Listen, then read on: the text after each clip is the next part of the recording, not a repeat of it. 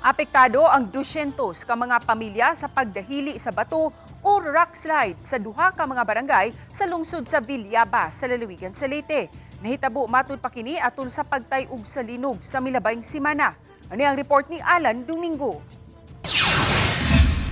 Sa drone video nga kuha ni Green Goy, makita ang dakong pikas sa bukid diin midahili usab ang mga bato padung sa ubos.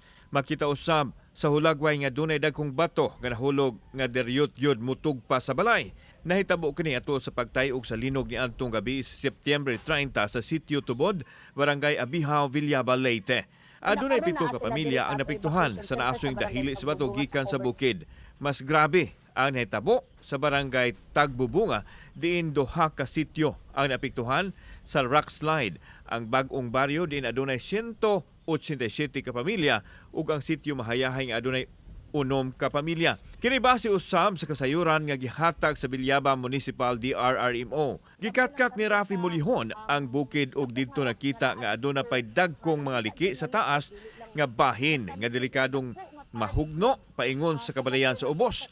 Isip paniguro sa kaluwasan gipatuman ang forced evacuation sa mga mulupyo kinsa nagamit og mga tent diha sulod sa covered court.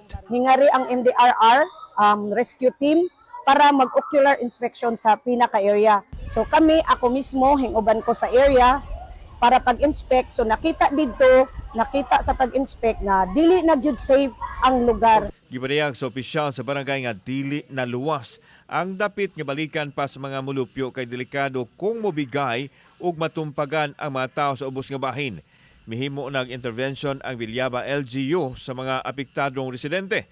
Samtang nanawagan ang mga apektadong mulupyo og ayuda sama sa pagkaon og tubig nga mainom. Friday mo balik dire ang atong mines katong sa geoscience para pagplating sa exact nga kanang mapping sa position or ka-critical sa sitwasyon sa Igbaw. Pero for now gyud walay order nga mamalik.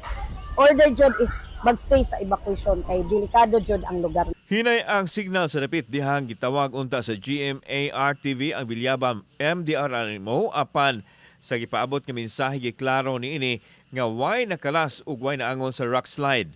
Padayon usab ang ilang monitoring sa dapit. Gabi ni atong Setyembre 30 nakasinati usab og kusog nga pagtay-og sa yuta ang Villaba, Leyte nga nahimutang atbang sa Bugo City. Kauban si Godfrey Relian, ako si Alan Domingo. Balitang Bisdak.